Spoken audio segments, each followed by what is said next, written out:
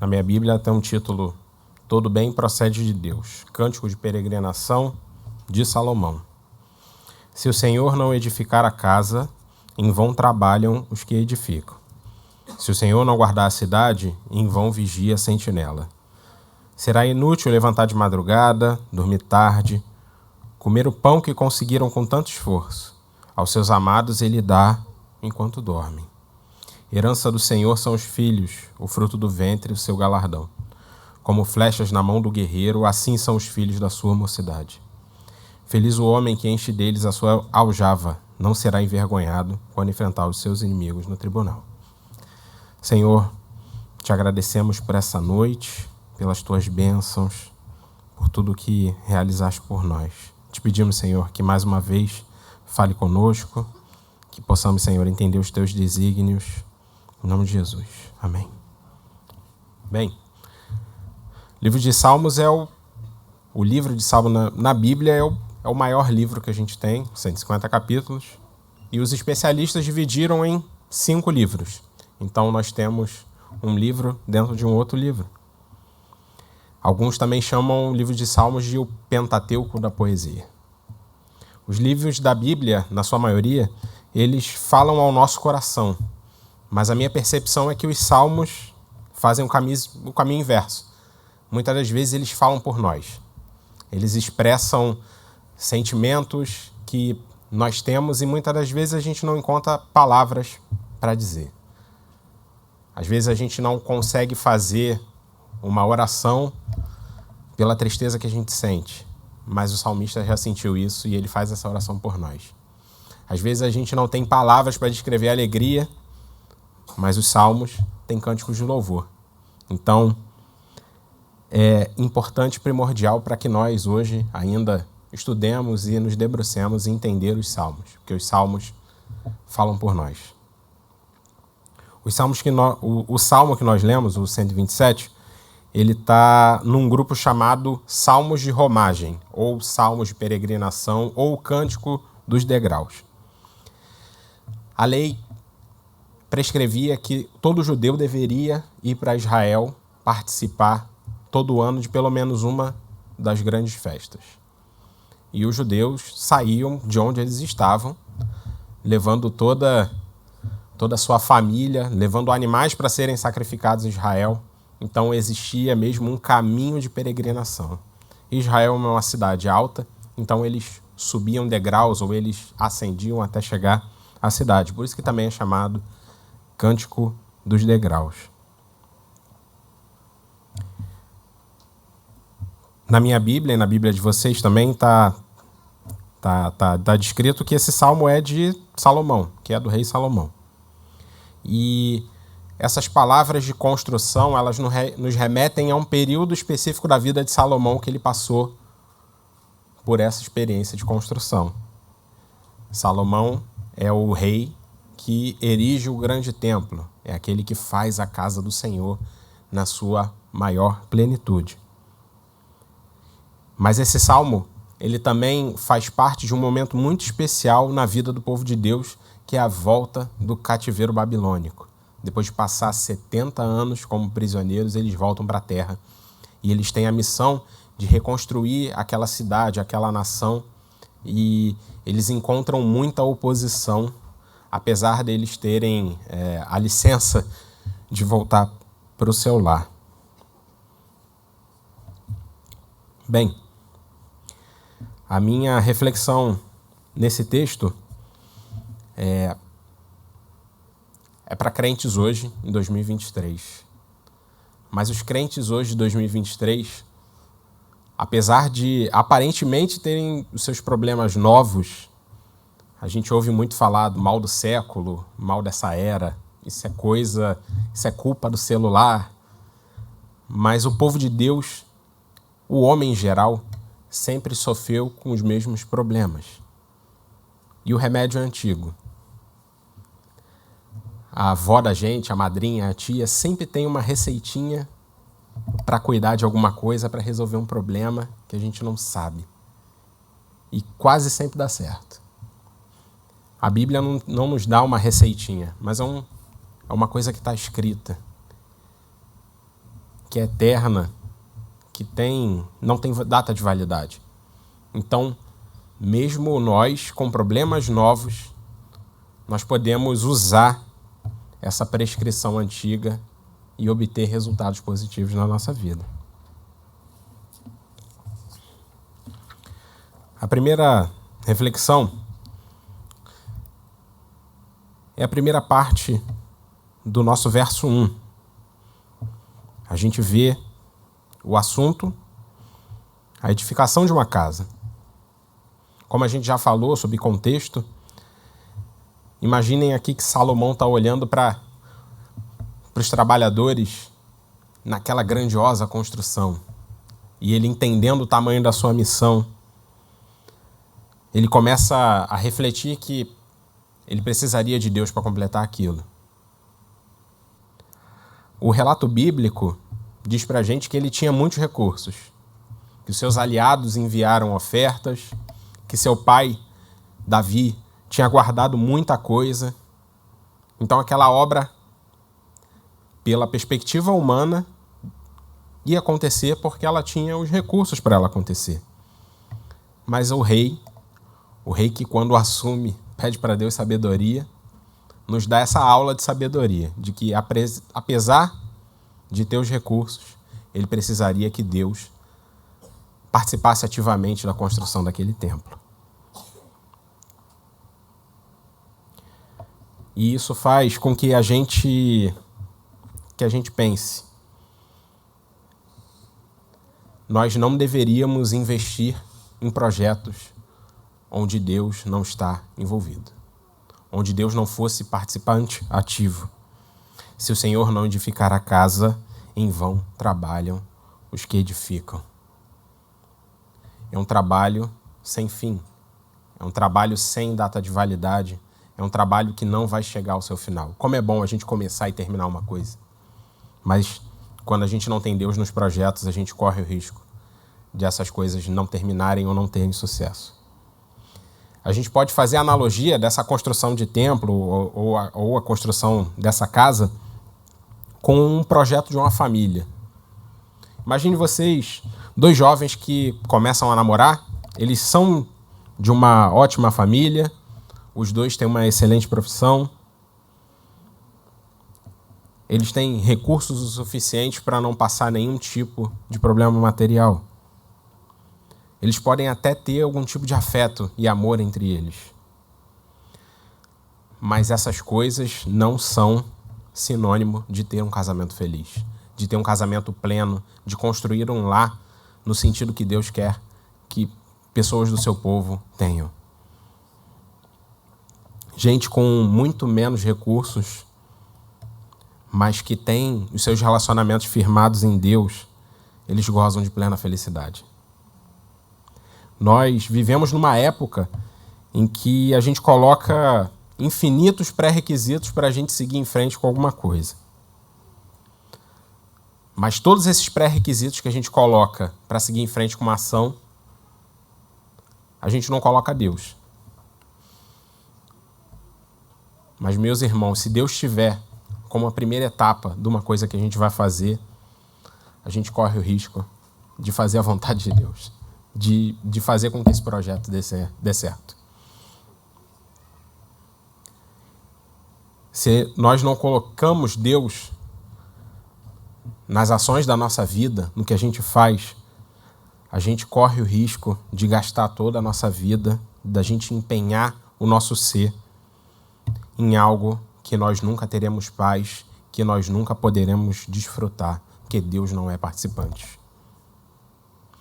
De forma semelhante ainda, na continuação do verso 1, aparece a figura do sentinela.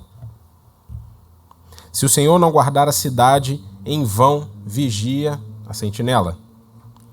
O povo que retornou do cativeiro sabia muito bem o que se passava aqui. No livro de Neemias, nós temos o relato da reconstrução dos muros da cidade, onde o povo enfrentou, como eu disse, bastante interferência dos povos inimigos, dos moabitas, de todo mundo que estava no entorno. Neemias, como líder do povo e do líder daquela reconstrução, diz que Os homens deveriam trabalhar com a pá em uma mão e a espada na outra para conseguir repelir os ataques inimigos que ameaçassem a reconstrução da cidade, a reconstrução dos muros. A espada, a vigilância, o sentinela, ele é uma tentativa de conferir uma situação, uma sensação de segurança. Nós vivemos numa cidade onde a gente não tem sensação de segurança por onde a gente passa. É engraçado quando a gente visita outros locais, assim, por exemplo, eu estive no Sul e você andar com o celular na mão durante a noite, no meio da rua, é uma coisa que você não tem paz. Você fica o tempo inteiro olhando para um lado, para o outro, porque você é condicionado a viver em plena vigilância. Nós não sentimos paz, nós não temos sensação de paz, principalmente vivendo onde a gente vive. Hoje a gente vive em condomínios, hoje a gente tem grade em tudo. Quem tem condições até blinda os seus carros. Mas essas iniciativas de segurança, de ter sensação de segurança, apesar de muito válidas, que a gente deve adotar sim, elas não nos garantem segurança. Nós podemos não sair ilesos, mesmo com todo o nosso aparato de segurança, pois é Deus quem controla as circunstâncias. Em lugar nenhum nós nos sentiremos seguros se em nós não houver a convicção de que é Deus que nos guarda. É Ele a nossa sentinela. No segundo verso, nós temos uma palavra que se conecta com o em vão. O salmista usa muito essa expressão em vão. E aí no verso 2, o conector com essa palavra em vão é inútil. Eu fui num dicionário online, porque ninguém mais tem dicionário de papel, e a gente tem uma definição rápida e simples do que é inútil. Inútil é aquilo que é desnecessário, é desprovido de serventia, não é produtivo e não é capaz de realizar alguma coisa. No cenário aqui do texto, nós temos um sujeito inútil, ou a inutilidade de um sujeito. E o que acontece com ele? Ele levanta cedo, ele dorme tarde,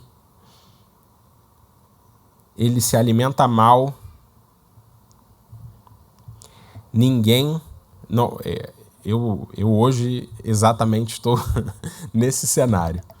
Mas ninguém consegue sobreviver dessa forma. Ninguém faz isso por prazer. Quem faz isso faz por necessidade. Quando você dorme tarde, você acaba acordando mais tarde. E quando você precisa acordar mais cedo, o que você faz? Você dorme mais cedo. E aí entra a analogia com o nosso tempo e com o nosso problema. Nós trabalhamos demais. Nós trabalhamos demais. A gente já tem até um nome em inglês bonito para isso, que é burnout. Em resumo, burnout é você trabalha até que você pifar. Você vai trabalhar até você pifar. Trabalha em demasia, não dorme, come mal. Uma hora, a conta desse estilo de vida chega. Essa conta vai ser paga por você, no seu próprio corpo, ou a sua família também vai pagar essa conta junto com você. Ontem eu li uma coisa que eu achei intrigante. Daqui a 20 anos, somente a sua família vai lembrar que você trabalhava demais e que você trabalhava até tarde. Nenhum dos seus patrões, nenhum dos seus superiores vai lembrar que você trabalhava demais. Só quem pagou a conta com você vai lembrar da sua ausência. A festa da escola do seu filho que você perdeu, as brincadeiras que você não participou, As situações que a mãe ou o pai tiveram que ir no seu lugar para resolver, porque você não podia largar as coisas ou você não tinha a possibilidade de estar lá.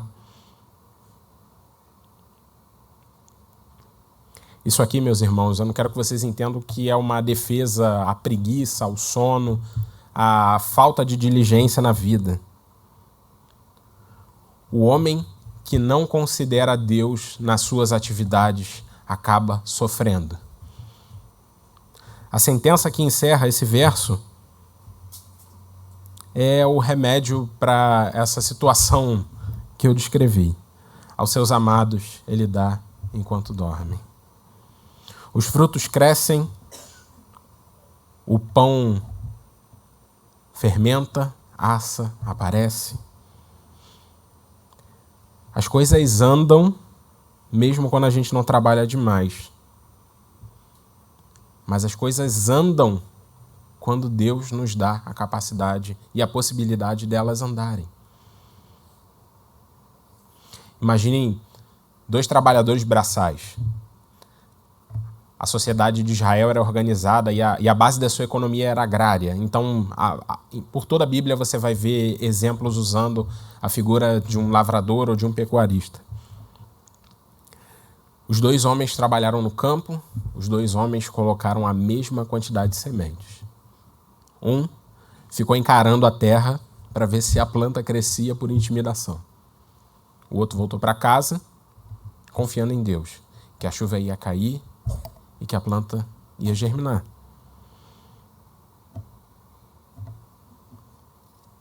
Vocês podem e vocês devem correr atrás, suar, planejar, executar. A gente só não deve tirar das nossas mentes e corações que é o Senhor que dá aos seus amados.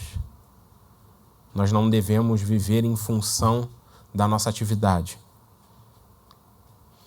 A sensação de que se não fizermos não acontece, ela pode destruir a sua vida. Ela pode acabar com a sua saúde, acabar com a sua família de uma maneira que você não imagina. E aí o último ponto do Salmo e da nossa reflexão breve hoje, fala de família. Herança do Senhor são os filhos, o fruto do ventre, o seu galardão. Como flechas na mão do guerreiro, assim são os filhos da mocidade. Feliz o homem que enche dele sua aljava, não será envergonhado quando pleitear com os inimigos à porta. As sociedades baseadas no modelo agrário, como as de Israel, ou todo o Oriente naquela época, ou mesmo a gente consegue observar isso nas nossas comunidades agrárias. Eles se valem de uma família bem numerosa, porque os filhos eram utilizados na mão de obra. Então, quantos mais filhos, mais gente para ajudar a lavrar a terra, mais gente para tocar os animais. E esses filhos, eles também eram responsáveis diretos por cuidar dos pais na velhice. Não tinha plano de saúde, não tinha previdência, não tinha INSS, não tinha asilo, não tinha casa de repouso. Era a obrigação e responsabilidade dos filhos cuidar dos seus pais.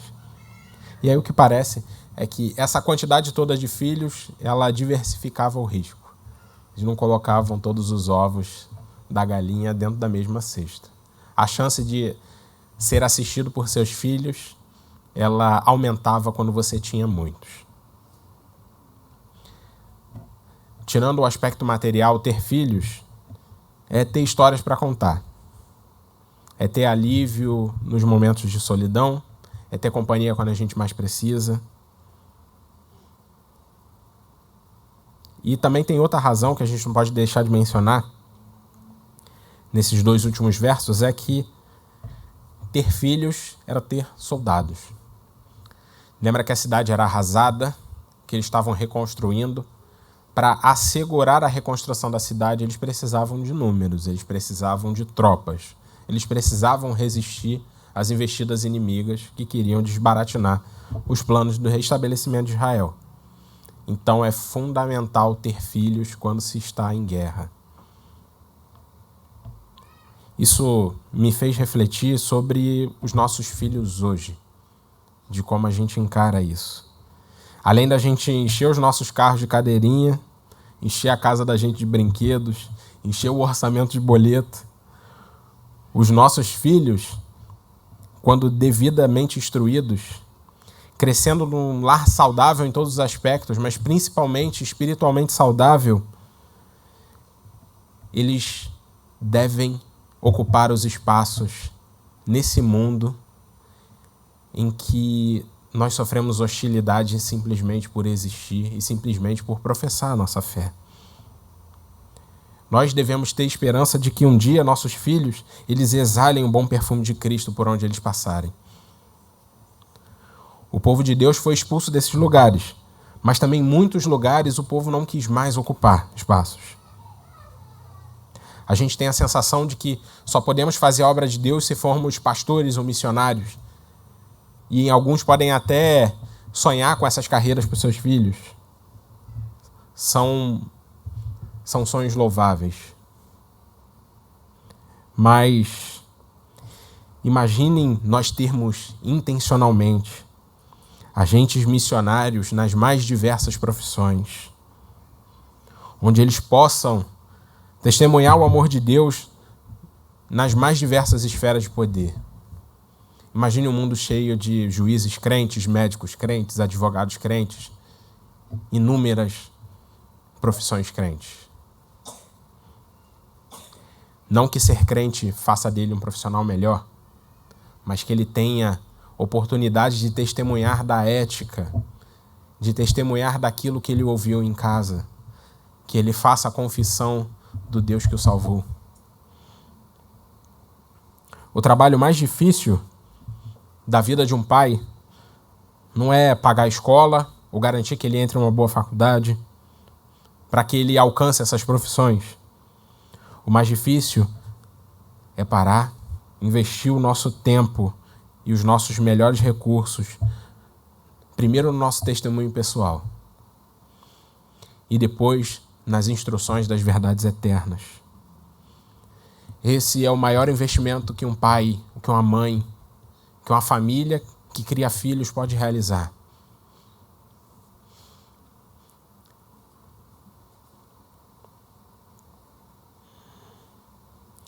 Se vocês não sabem, a minha esposa está esperando mais um filho.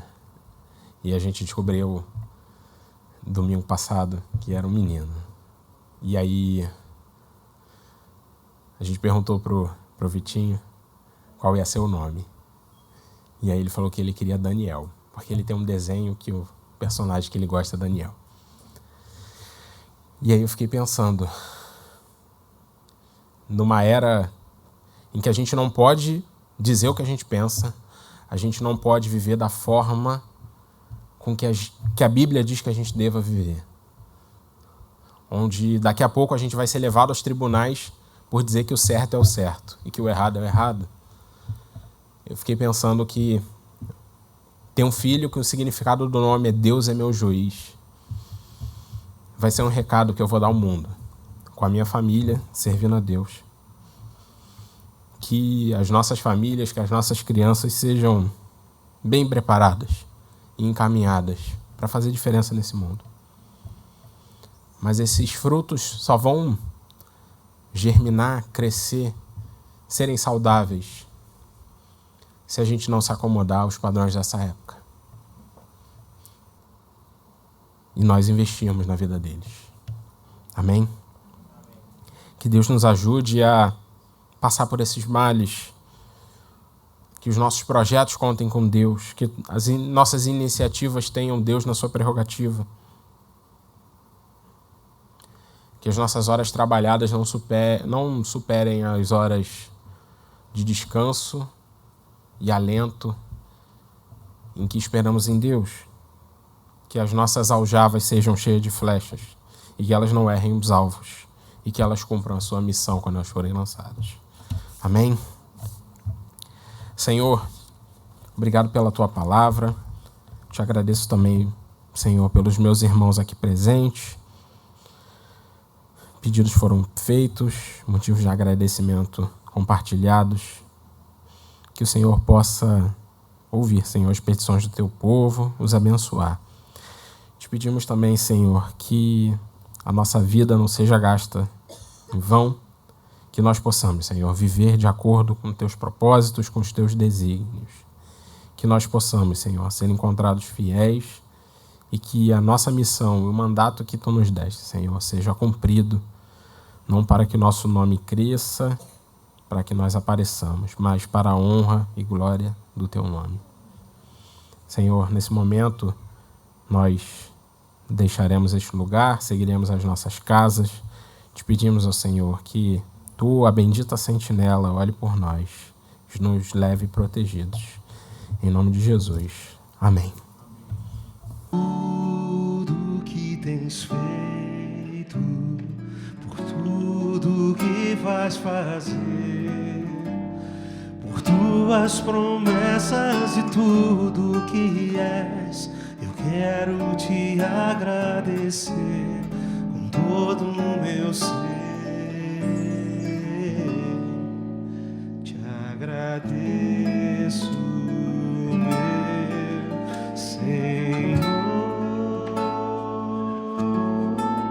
Te agradeço, meu Senhor.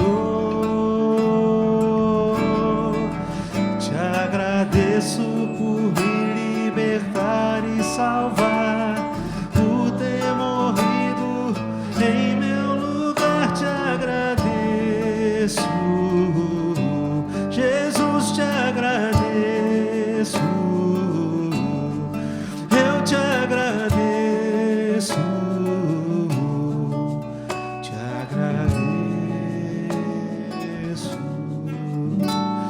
por tudo que tens feito, por tudo que vais fazer, por tuas promessas e tudo que és. Eu quero te agradecer com todo o meu ser. E aí? Te agradeço, meu Senhor.